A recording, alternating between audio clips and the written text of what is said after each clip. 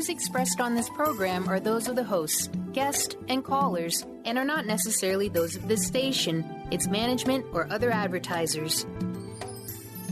You're listening to Transformation Talk Radio.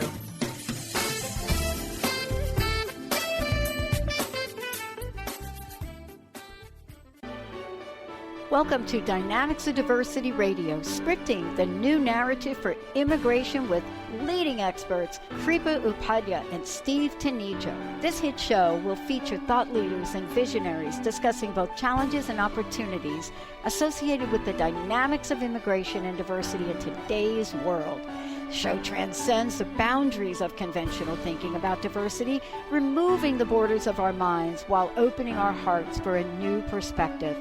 Kripa and Steve will get rid of that noise that often accompanies discussions on the topic in the media.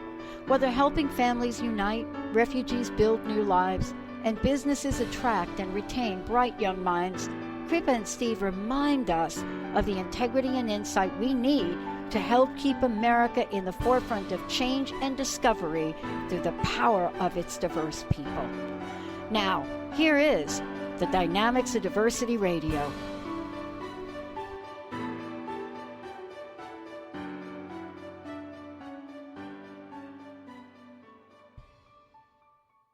Hey, everybody, welcome. Welcome to the Dr. Pat Show. This is Talk Radio to Thrive By.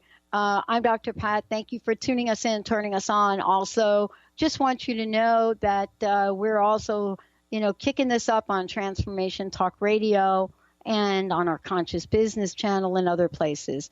The conversations that I've had here recently, and I'd say in about the past month, I think since the holiday, have been some of the most inspiring conversations I think I've had in my life in a really long time. I think the last time that I was really exploring and fired up was when I was writing papers on the consequences of broken promises and what they mean and how we can strengthen our commitment to each other in many, many ways. What is it about a promise that is made that is held so close to our hearts? Many of you signed on for the promise of growing up in this country, and as part of growing up in this country, there is a psychological contract that gets made, that being here in this country, which we call the United States of America, there are certain things that maybe we don't have to worry about. There are certain dreams that we can have. But what if that was not true for everyone? What if the rules of the game were changing? What if psychological contracts were broken? Today I'm going to be speaking with my very special co-host today about dreams deferred. Do immigrants still have a place in today's America? And joining me here today is Kripa Upadhyay, who is the managing partner of Orbit Law.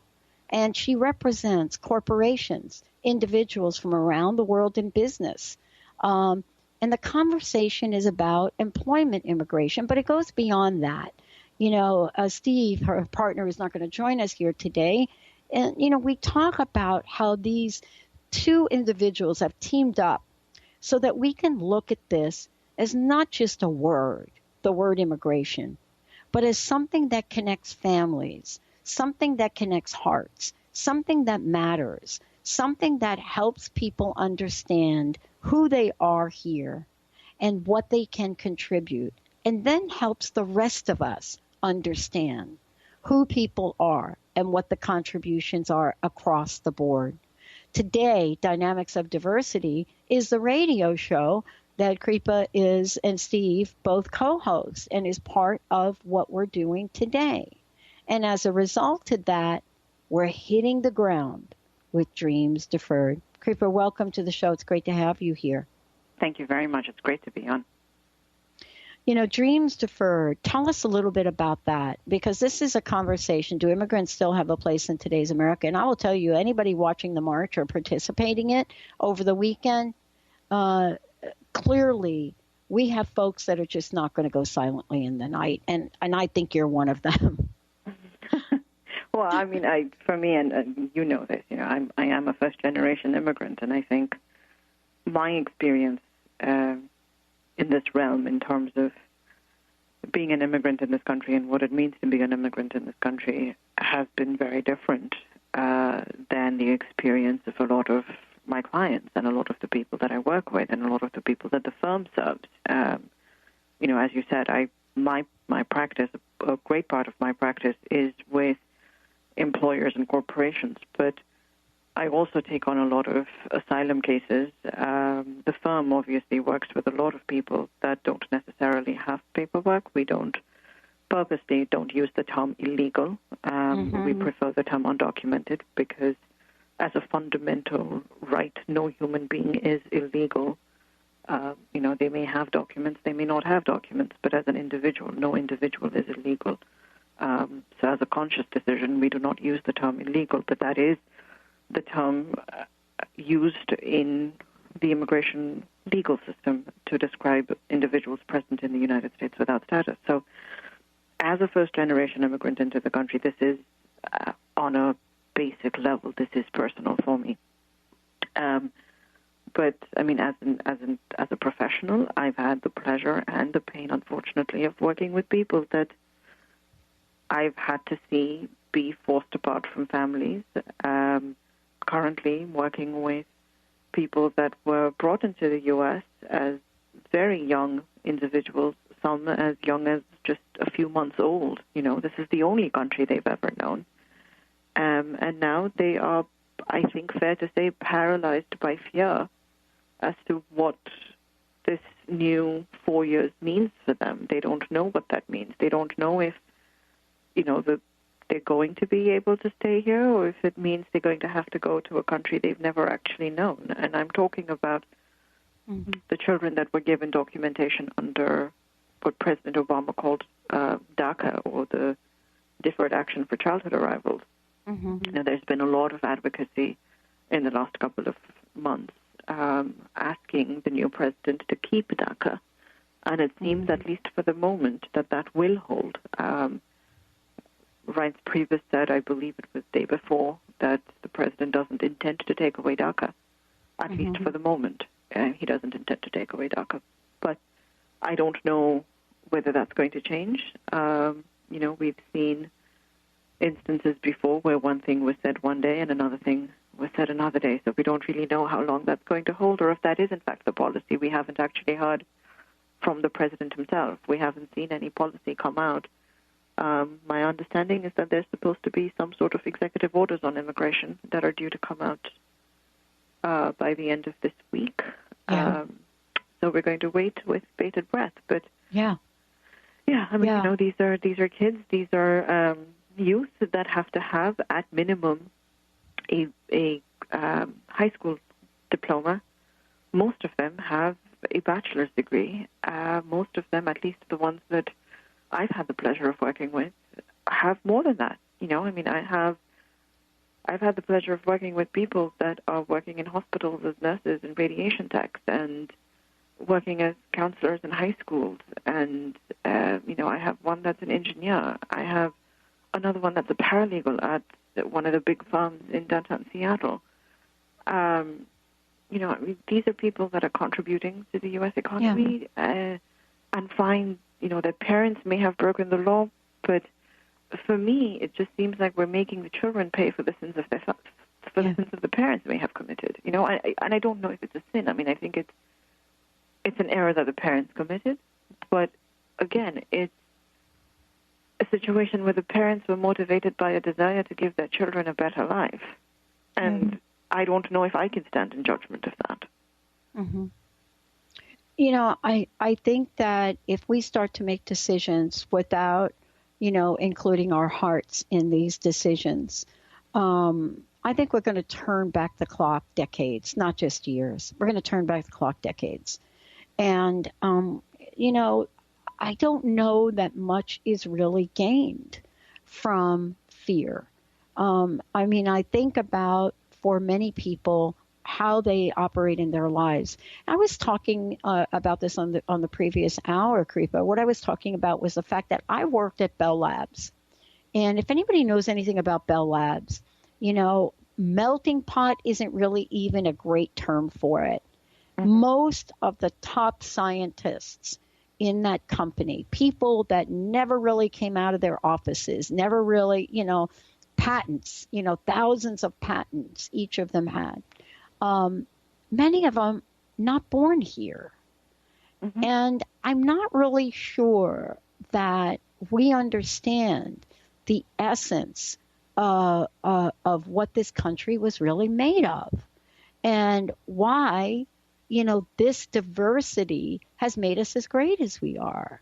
And can you talk about that for a minute? Because America should care for a lot of reasons, definitely for the children, but there are other reasons, aren't they?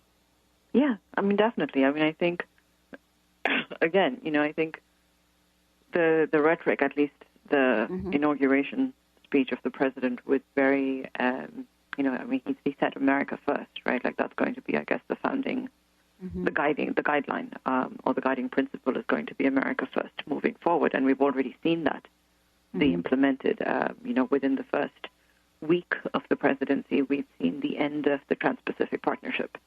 Yeah. The TPP's out the door. We know that the president intends to meet with Enrique Peña Nieto and also with Justin Trudeau and apparently renegotiate NAFTA. And so presumably parts of NAFTA are now going to go out the door.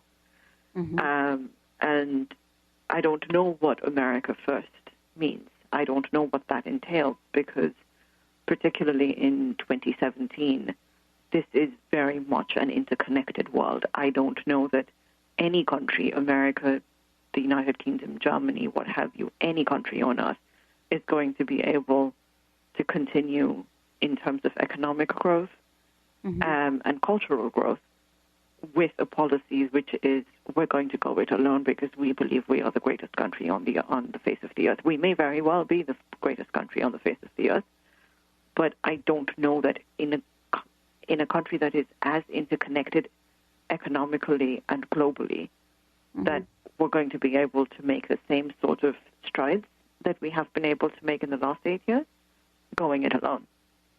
And if we're going to talk about, the place of immigrants and the contribution of immigrants just to the United States alone, just last year, 2016, 6 Americans were awarded the Nobel Prize for their work in fields of chemistry, physics, and economics. Those were the 3 that were selected last year, right? It was just those 3 fields that happened to be awarded to Americans. So there were 6 Americans in 2016 that were awarded Nobel Peace Prizes, and the fields happened to be for chemistry, physics, and economics. All 6 were first-generation immigrants, born outside of the United States, but became citizens later in life. If you look at U.S. innovators, companies, patents, things of that nature, U.S. innovators born outside of the United States, 35.5%, so more than 1/3 of patents and companies are for U.S. innovators born outside of the United States, even though that population makes up only 13.5% of all U.S. residents.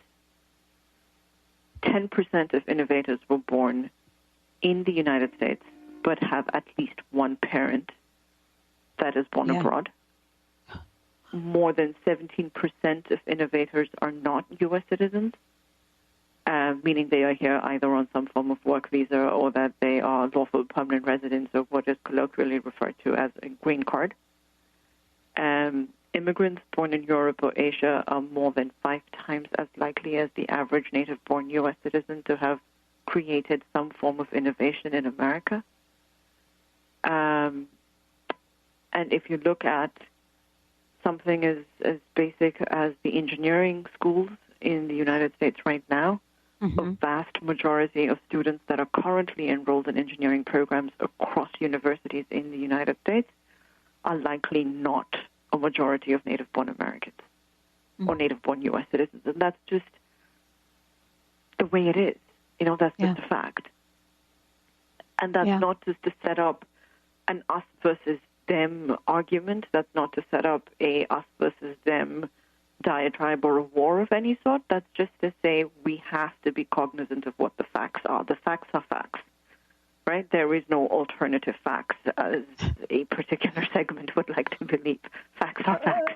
Well, you must have been listening to my last show, because, you and I both know that, as children of parents and as some of the parents listening out there, can you imagine if your child walked up and you asked them, about something that they did, which clearly they shouldn't have done, or maybe they did, and they proceeded to tell you, well, it's not really an untruth, but I have alternative facts here. I mean, I don't know how we not laugh about this. It's kind of funny, but it's really not, right, Kripa? I mean, it's kind of, but not. I don't see the humor in it, honestly. I know. I don't. I'm just beset by fear. I mean, to see that language of that nature, alternative facts, is coming out of the highest office in the land, just gives me a sense of complete trepidation. Well, we're going to take a short break. When we come back, one of the things that's so important to keep in mind is, to keep in mind the potentiality. But in order for us to do that, when we come back, what is the immigration court system about? Is there a fair court system? We'll be right back with the show, and we'll give you lots of information about orbit law. We'll be right back. Like a small boat on the ocean, sending big waves into motion, like how a single word.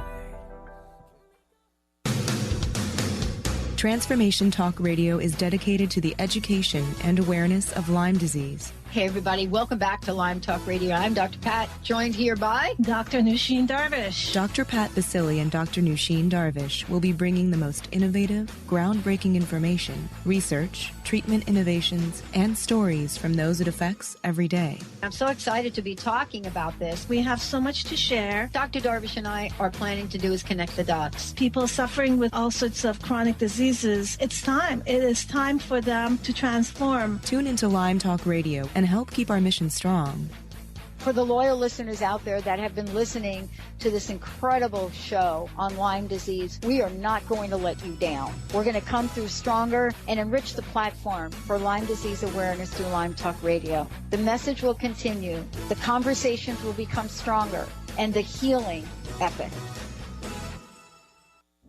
Are you feeling stagnant or blocked in your love life, career, health, or finances?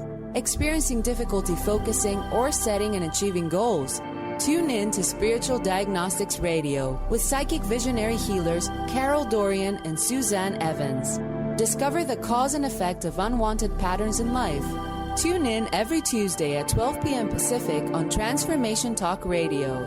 For more information, visit spiritualdeed.com. Introducing the Lucid Planet, a digital gathering place featuring cutting-edge, high vibrational content that will empower and inspire you to become the greatest version of yourself. Visit the Lucid Planet today to stimulate your mind, body, and soul as you connect with a global community of like-minded people. The Lucid Planet is edited by renowned psychologist and author Dr. Kelly Neff, who is here to help you cope with anxiety, connect to your higher purpose, uncover your true passions, and live your dreams.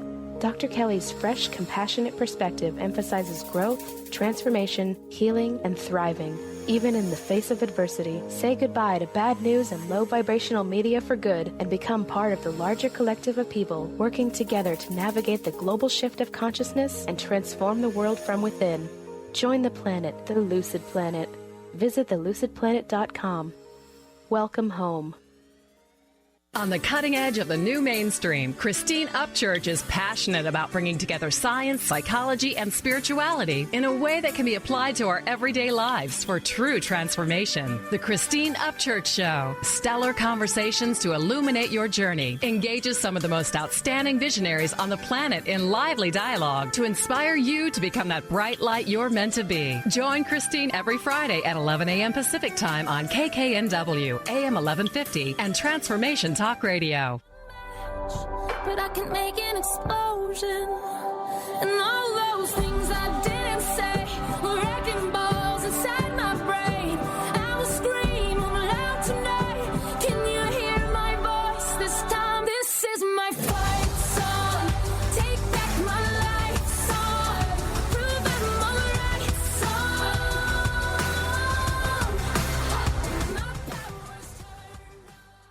Hey, everybody, welcome back. It's so great to have all of you tune us in, turn us on.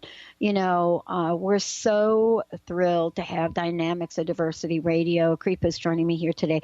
Kripa, before we talk about the court system, can you let folks know how they can find out more about Orbit Law, your phone number, email, website, and anything else you'd like to share with folks? Yes, of course. So our website is www.orbitlawpllc.com. We are also on Twitter at orbitlawpllc. You can obviously call us at the office. The number is 206-623-3352. Awesome. Thank you. One of the things that I think, at least one thing that we are not even close to mindfully aware of is the court system and understanding the immigration court system and how when people hear court system, they think we're all one big court system, right? Mm-hmm. But that's not the reality here when we're talking about the justice system for immigration. I'd love for you to take us on a walkthrough of what is that like? This is the world you live in. What is that like?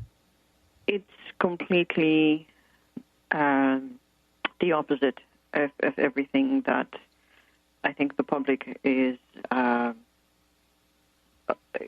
the public thinks of when they think court, right? So when the public thinks court, they think of a judge and they think of a jury. And, first of all, there is no jury in immigration court. There is also nothing called rules of evidence. It is a system that, if you ask any immigration court practitioner, not just me, it is a system that is entirely skewed against the immigrant. The way that the immigration court system functions is it's called the Executive Office for Immigration Review, or EOIR. It is a part of the U.S. Department of Justice.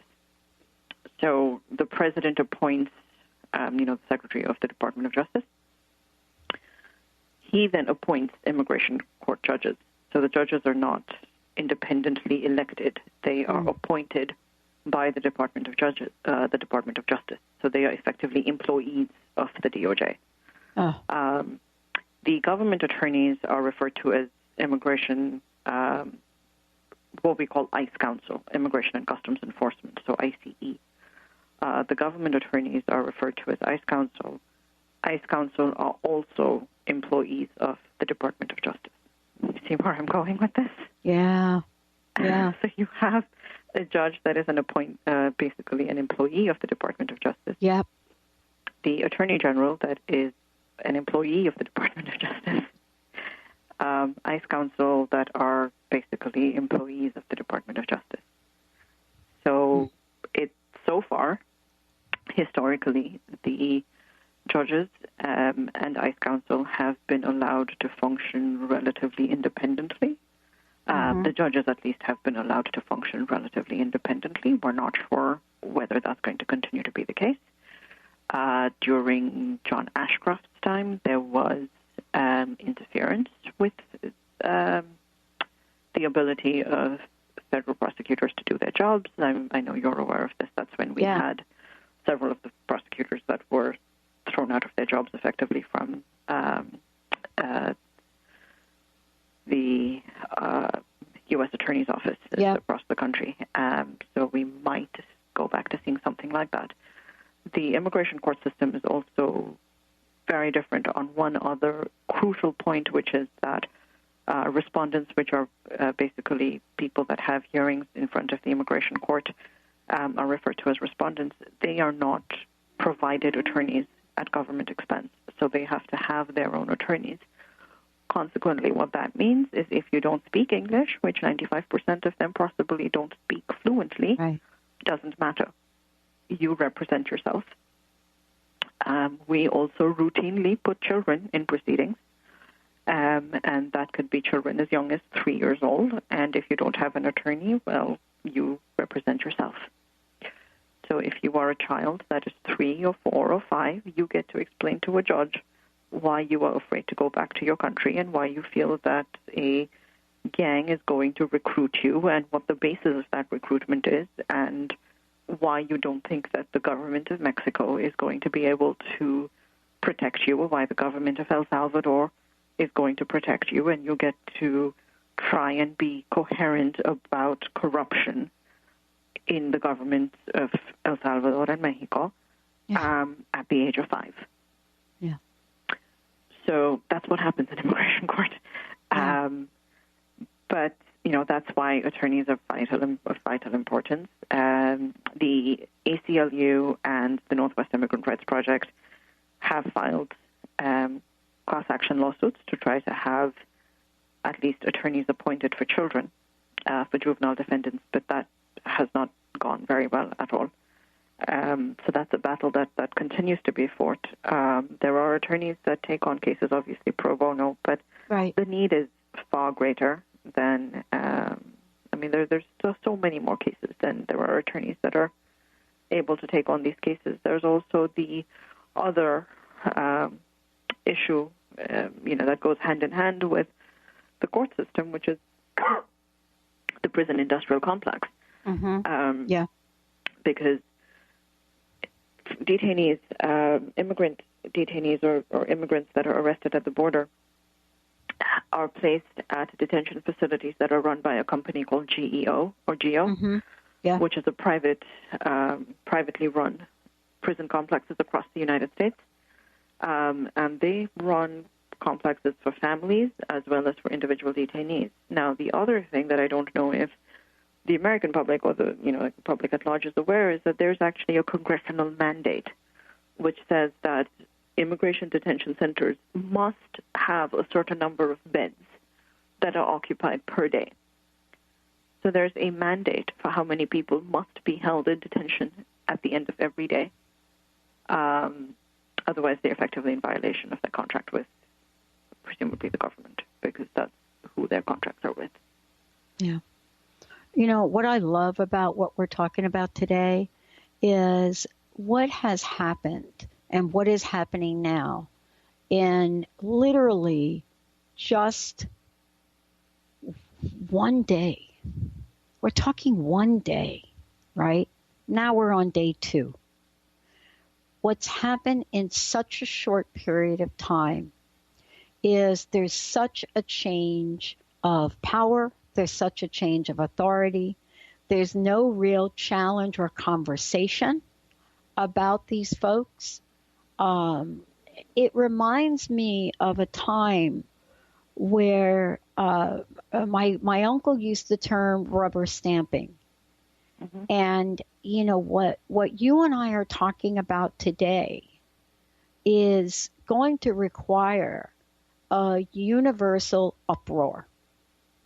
And I think that what's happening in the way that you're out there talking about it and the action that you're going to take to help people, I'm like many people. I pray that more people speak out, more people like Chuck Todd speak out, more people like CNN refusing to play press conferences live, more people like Dan Rather speak out. And to the point where there can be a check and balance long enough, Kripa, long enough for us to pause and have a dialogue, right? Right. And I think on the immigration debate in particular, and I have to say this, I don't think anybody is saying don't enforce the laws. No. Right? I don't think anybody is saying don't enforce the laws. I don't think there's a single person saying don't secure the borders, because when I have these conversations, the first thing that's thrown back is, so what do you want us to do? Let thousands of terrorists in? Yep. There hasn't been a single immigrant that's been a terrorist, by the way. Not a single undocumented person has gone out and caused a terrorist attack in the United States thus far. Right? So don't conflate an argument just because you need to make a point. Yeah. Number 2, even right-leaning policy institutes are saying that if you want to effectively build that wall and deport, I think the current president said 3 million people. I think that was a number he threw out at some point during the campaign. was that he wanted to effectively remove 3 million people. 3 million, yeah. Understand that is going to cause a deficit of about $400 to $600 billion in the economy, because that means you're losing a massive portion of your agricultural workforce, a massive portion of your service industry workforce, and a massive portion of your housing construction industry workforce. So unless there is another group of people that's willing to step in and take those jobs, your food prices are going to go higher, and the economy is going to shrink. There's no question about it. And, there's a very unrealistic idea of how things get done in this country. Very unrealistic. And, I remember when I went back to school and in California, and one of the things that became quite controversial right within our class, you're going to love this, right within our class was a debate that went on with us, students as to how much of the information about labor was really true. In the state of California, really, are there people in California that are unemployed that would literally refuse to take a job of someone working in the fields? When we come back, we'll talk about this and more. And, I'll share a little light, along with Kripa, about what is the reality of this. Are we talking people that are here just sitting around watching television, that's the general consensus? Or would you like to know what the average lifespan is of a strawberry picker in California? Stay tuned. We'll be right back. I was blown away. What could I say? It all seemed to make sense. You're taking away everything, and I can't deal with that. I try to see the good in life, but good things in life are hard to find. If you're one of the millions of Americans suffering from anxiety, you probably know how powerless and out of control this emotion can make you feel. This is why it is so important to remember that anxiety is created by your mind, which means that you can learn to use your mind to uncreate it. Hello, my name is Dr. Friedman Schaub. My award-winning book, The Fear and Anxiety Solution, provides you with a step-by-step breakthrough process to understand and resolve the root causes of your anxiety and build a solid foundation of confidence and inner peace. If you're ready to take your power back, visit thefearandanxietysolution.com. That's thefearandanxietysolution.com, or call 866-903-6463. That's 866-903-MIND. Registration is now open for the 25th Annual Women of Wisdom Conference. Join the fabulous presenters from around the country on February 16th through the 20th. If you believe in raising the feminine spirit and transforming our world, then this conference is for you. Get your tickets now. One-day and full weekend passes are available. For more information about presenters and tickets, visit womenofwisdom.org. That's womenofwisdom.org. Wow. Hey, everyone. Welcome. Welcome to the Dr. Pat Show. This is Talk Radio to Thrive By. I'm telling you, I got to pinch myself some days, because when each of us gets called to do something that we so not thought was in our wheelhouse to do for a purpose that's so much greater than us, we get to show up and shine. If you would like to show up and shine on the Dr. Pat Show as a co-host or sponsor, send us an email to inspire@thedrpatshow.com. Do you keep attracting the same type of guy over and over? Do you believe all of the good guys are taken and you might be single forever?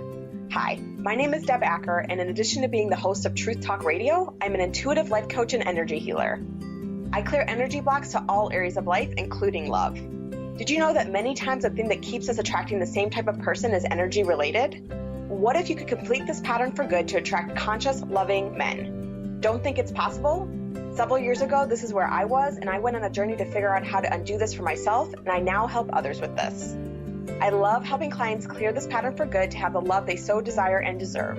If this resonates for you and you're ready to be truly done attracting the same type of person, I'd love to gift you with my pattern identification session. Simply contact me on the contact page of my website, DeborahAcker.com. That's DeborahAcker.com. And let me know you heard about this gift through Transformation Talk Radio. I look forward to connecting soon.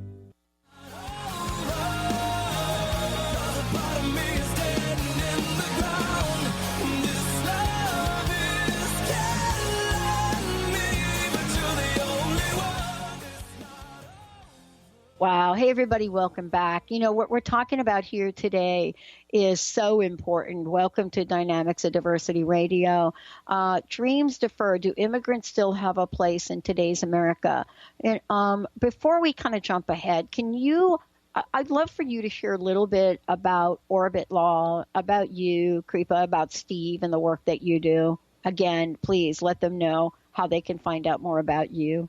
Yeah, sure. So the firm focuses exclusively on immigration law right now. So we have two halves of the practice. One half works with families and individuals that are in removal proceedings. So we work on unifying families, and we help with a whole host of family-based applications, whether it's for people seeking to bring in fiancés or seeking to bring in parents or spouses from other countries. And then we also work with people that are currently in proceedings that are potentially looking to be removed from the United States. And then we also work with people seeking humanitarian relief like asylum for those that may be in the U.S. but are afraid to go back to their home countries. My practice is predominantly with corporations and entities that are seeking to bring in employees from other countries, and that's predominantly because they either can't find people in the U.S. with those talents, or because they found somebody that is really just the absolute best fit, and they need this person to come in and really help the U.S. economy grow, or at least help the U.S. Employees be trained in terms of doing their job, or help them learn new skills. So that's what our firm does. We are in downtown Seattle at the Medical Dental Building. You're welcome to call us or come visit anytime you want. Our phone number is 206-623-3352. We are available. Our website is www.orbitlawpllc.com. We are also on Twitter at Orbit Law. Thank you. Thank you. Kripa, one of the things I was mentioning before, and I want to get back to it now, is that, we really underestimate the contribution that immigrants have today in America and have had in the past. We underestimate it, we downplay it, or better yet, we don't acknowledge it. And I made a reference to going to school in California and being part of a debate team. And the debate had to do with jobs, unemployment, and availability. And one of the issues came up had to do with contribution. And what was so enlightening about that, and by the way, we did take a trip to a strawberry field. Mm-hmm. I'll never forget it. For those of you out there that are wondering about where your strawberries come from, where your fruits come from, where your vegetables come from, what's involved in that, the labor, the days, the long hours, the sunshine, that is beating down at you 24/7, the ridiculous amount of money that people are paid. And by the way, those jobs are available to anybody out there that's sitting on an unemployment line collecting unemployment. But that's not all that we're talking about today. We're talking about people that contribute beyond our wildest imagination. Isn't this all part of an at-risk conversation here? We're not like saying, oh, wait a minute, those folks over in California, they're at risk. But that scientist over there, he or she is not. Right. I mean, and I think, there's, number one, there seems to be this misunderstanding, or rather propensity to assume that only people that are Latino or Hispanic or undocumented or quote-unquote illegal in the United States, right? Mm-hmm. Anybody can be undocumented. Undocumented basically means anyone that entered the United States without documents, or somebody that entered the United States on a visa but overstayed. And that could be somebody that came in as an au pair from Germany or somebody that came in on a tourist visa from New Zealand and just never went back. So it's not necessarily or exclusively the provenance of somebody that's, Mexican or Guatemalan or Honduran, that only they can be undocumented. But there seems to be this misunderstanding or misconception that only Hispanic or Latino people are undocumented. And while that is a majority of the community, that is not the only segment of the community that is undocumented. As far as the technology innovation side is concerned, that's, again, I think that's the other misconception there, which is that, it's basically all South Asian companies, that it's all South Asian consulting companies, that all of these jobs are being sent over to India for lower wages, and, it's a bunch of people that are stealing American jobs. That's really not the case. Because if you look at the way that the visas are actually structured, what employers have to do to even be able to get these visas, there are 1,000 hurdles that they have to go through. For example, the H-1B, the much pilloried and much abused H-1B, which is the one that most employers are able to bring in foreign workers on.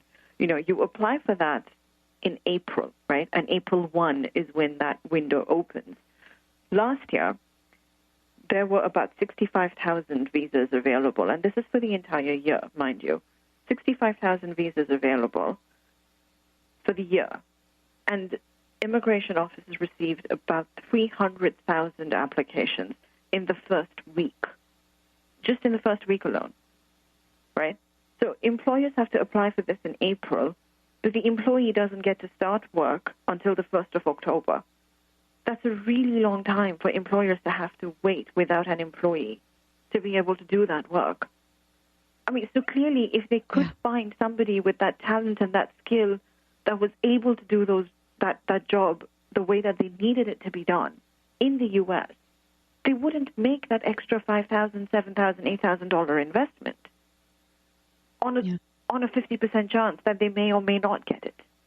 Mm-hmm. So I think it's a misunderstanding. Have there been companies that have taken the easy way out and abused it? Yes, absolutely. But I don't know that I don't think that it's wise to basically criticize an entire system and to throw everything out, because so far 2 companies have been caught basically doing it illegally and effectively shipping jobs abroad, which is not the intention behind the visa. Right. We have really globalized an idea to the point of a false representation. This is really what happens. We grab onto a soundbite, and the soundbite becomes a reality. Then we globalize it. Then we make it a big thing. But you and I both know that in this country, right, immigrants comprise a real vital component of U.S. innovation. We're not talking small numbers here. We're talking I think it's almost 36% were born outside the United States. And then we're talking about, that out of that, we still have 17% or more that are still not U.S. citizens. And so the story goes on and on and on. But yet we choose, or at least our leaders choose, to hold a very different conversation, one that kind of skews the information and presents inaccurate data. And so, you talked about this earlier, and I would love for you to share more about it. There is an impact to the U.S. economy. There is.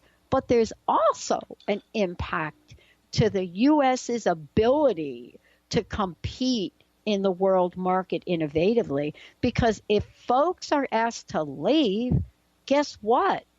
They're going to go to countries where they're going to contribute as they're contributing here. And I don't know what makes us think that if we gather up people and we start to look at them and we start to say, okay, we're going to send millions of you somewhere, that there aren't going to be companies that open up countries that open up their arms and say, welcome. I think we're missing something here. Yes, there's an impact on the economy, and I'll tell you, it will be swift. It will be swift in places like California, Florida, Georgia. It will be swift. People will feel that immediately. But isn't there another more, slowly festering, if I might say, impact on future innovation? Well, of course.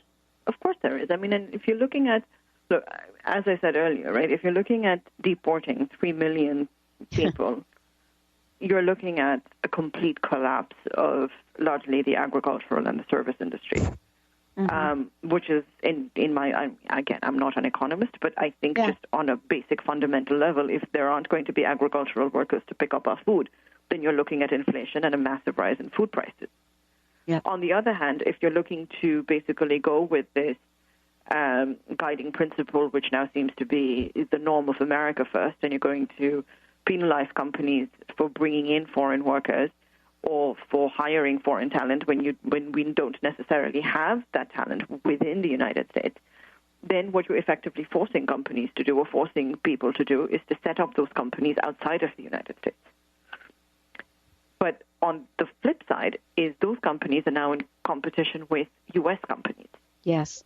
Right? And so the U.S. is missing out in terms of, number one, in terms of talent, but you're also missing out in terms of being able to innovate and being able to stay in the lead in terms of making innovations and in terms of leading in whatever it is, whether it's science or whether it's technology or whatever it is.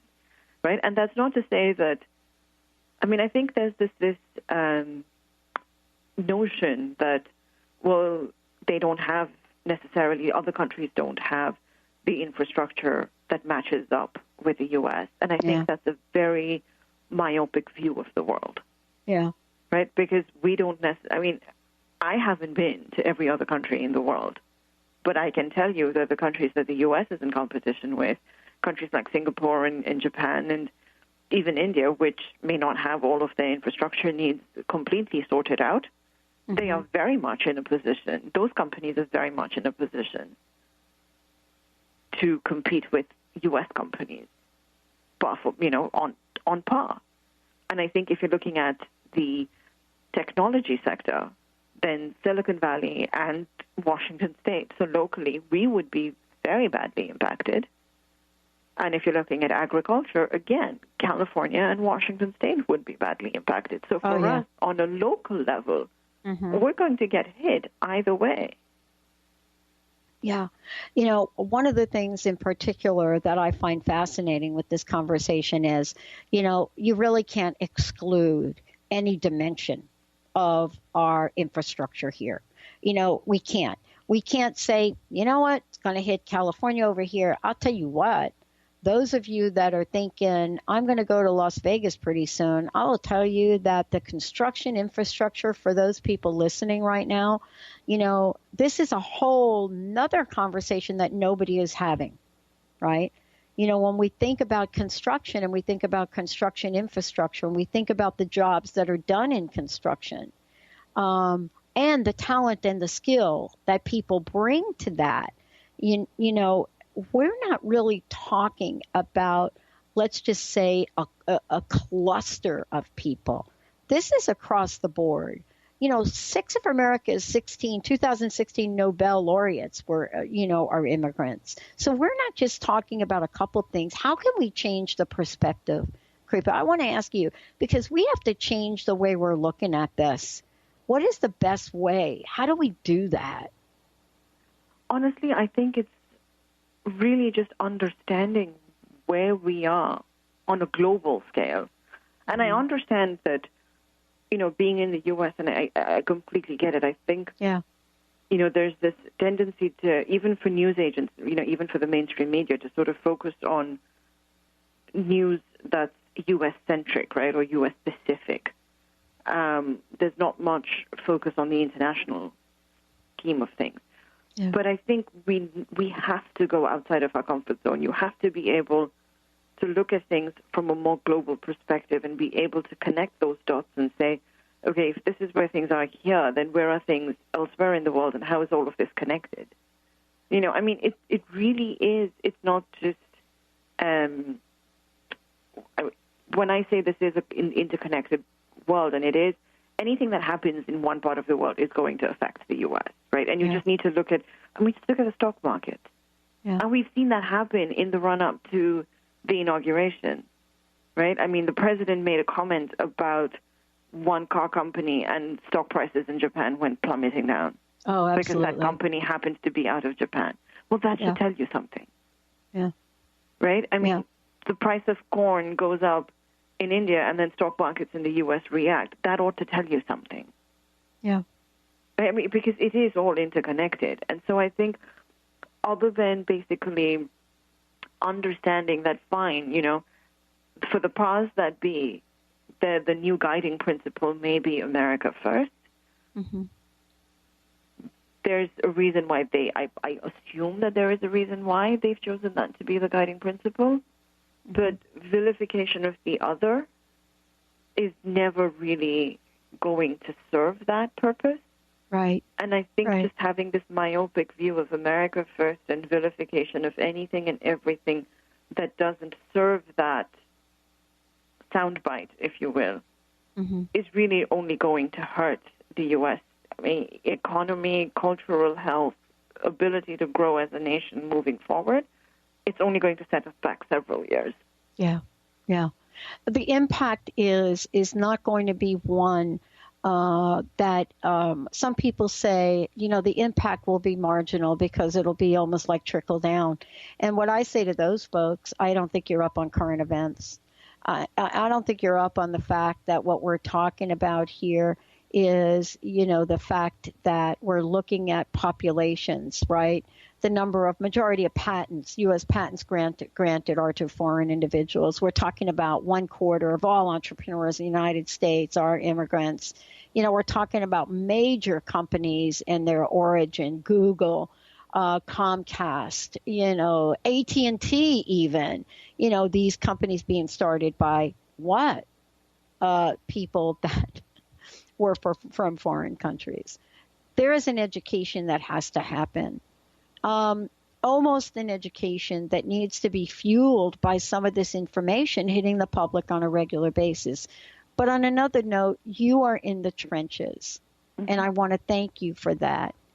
What can you say to us today to help us support you at Orbit Law in the journey that you all are taking? I think for me, the one thing would be don't fall in to the narrative that you hear. I mean, and I think honestly, this is my fervent plea to everybody, whether that is about the undocumented population or whether that is about, companies that are effectively just out to gouge the American populace and allegedly steal jobs and send them off to a country that's cheaper and allegedly people are lining up outside the door to take your jobs away from you. Don't fall into that narrative. Understand that people that are undocumented are not criminals. They're not rapists. They're not bad hombres, as the current president has said. They are good, hardworking people. Yes, some of them have committed crimes, as have a lot of people that live in our neighborhoods, right? I mean, the idea is not to vilify them because they may have come into the country without documents, because they broke our laws. I think the idea is to understand what their motivations were for coming into the U.S. and to see what they've done with their lives. And there needs to be an understanding of what it means to effectively force people to be separated from children that are U.S. citizens that are going to be impacted in major ways psychologically and otherwise, and what it means for us as a society moving forward. As far as the debate regarding undocumented individuals is concerned, I think there's a lot of vitriol, there's a lot of anger, there's a lot of rush to judgment, and I would ask that people just take a couple steps back, take time to understand what that means on an individual level, on a fundamental, basic level, and then make your decisions.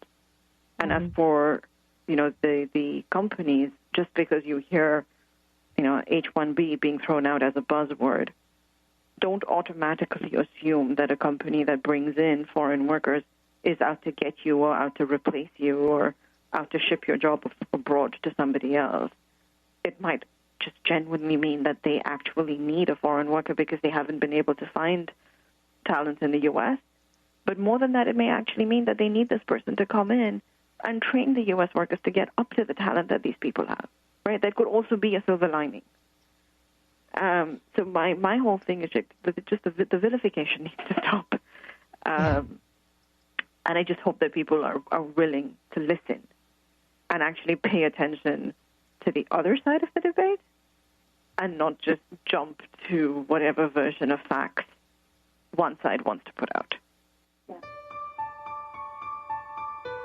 You've been listening to Dynamics of Diversity Radio, scripting the new narrative for immigration with leading experts Kripa Upadhyaya and Steve Tanicho on TransformationTalkRadio.com. Tune in next time for a new perspective on the dynamics of immigration and diversity, ever reminding us that together we are all at the core of innovation, excellence, and positive change. Please visit OrbitLawPLLC.com. That's OrbitLawPLLC.com to find out more about how Kripa and Steve are scripting the new narrative for immigration worldwide. The preceding audio was via a Skype call.